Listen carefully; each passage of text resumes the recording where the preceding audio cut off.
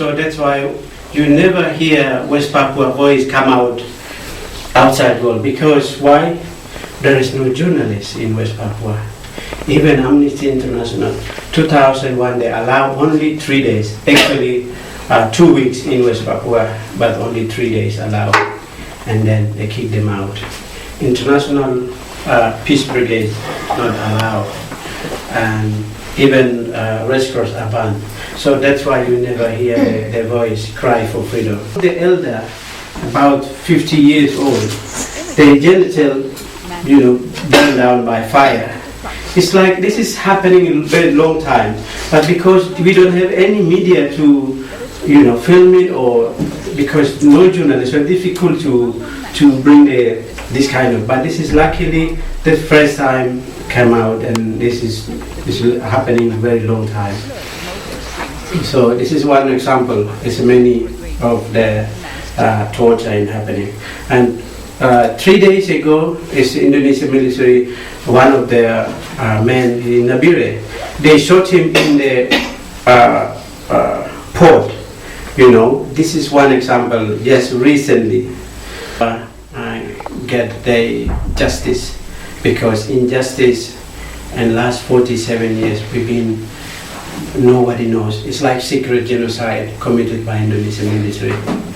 That's why we try to tell the world what really happening, what's going on, and through this kind of talk and go around the country, we just tell them what's happening, what's going on. Speaking for Mother of the Nation. That because Home Office asked me, why you come here? And I said, seeking of the Mother of the Nation to help me. Because UK is respect human rights. That is the main reason I'm here.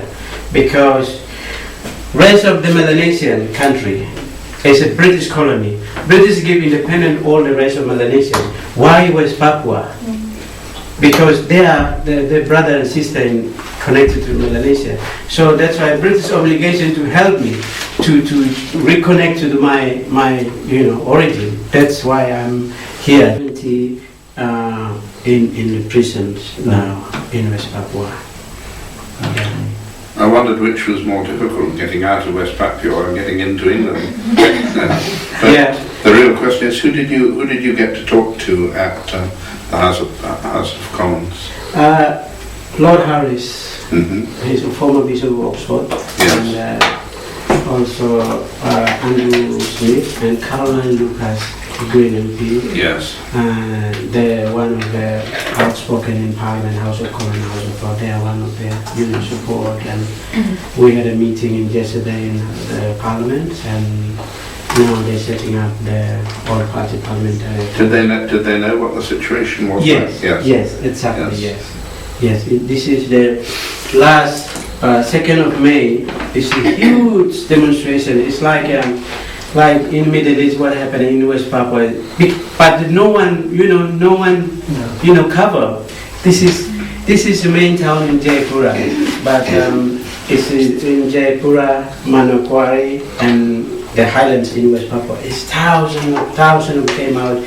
2nd of May is 1963. Indonesia illegally occupied. That's the message to Indonesia government. We don't want in you here, you are illegally occupied our country, and then you killing and torture and intimidating us. So that's the message that I deliver to the party parliamentary for West Papua. And yesterday we had a meeting, very good meeting. But one thing I need to tell you that this report is very significant, very important, and even David Cameron read Easter period. He sent a message to us that thank you for Amnesty report. I'm keep eye on it, and this report he's already reading. So very that's good. From January of Yes, this year. yeah. We send it to David Cameron, so he's read it, and we send a message. So I think your work is really important for us, but I don't know for other people, but for us it's very important. Yeah, of course. Yeah. So then maybe you could tell us a bit more about the referendum of '69, about what happened then, and then afterwards a bit, after you talking about Suharto's regime, after if there were any changes after he left, any because supposedly at that time Indonesia had this big thing about how they were giving more autonomy to lots of their provinces, whether that you saw any change when that happened as well. Yes, this is in other part of the Indonesia, yes, it's changing. But in West Papua, if we're talking about democracy, yes, it's some part of Indonesia already changing. But in West Papua, it's different because it's colonial. Indonesia colonized West Papua, so it's a democracy. It's they're talking in the paper in the worldwide Indonesia diplomacy. They're talking about the great democracy in West Papua, but it's not because we are different.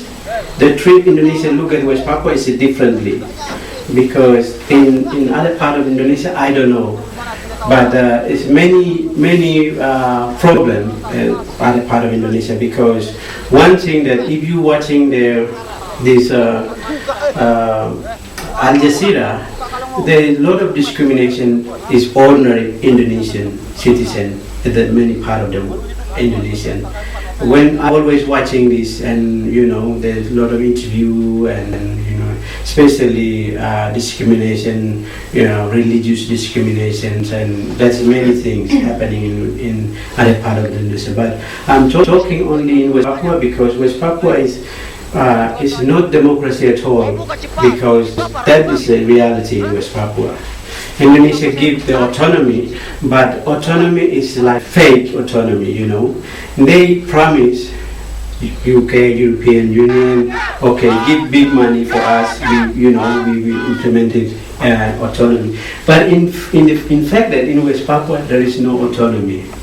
So it's like the local government, are there Indonesians from outside West Papua, like the people that rule on a local level? No, it's a mix, like Papuan as well as Indonesian. Mm-hmm. But Papuan government, like for instance, governor of Papua is a Papuan. He never made any statement, any killing, any torture, never made any public statement.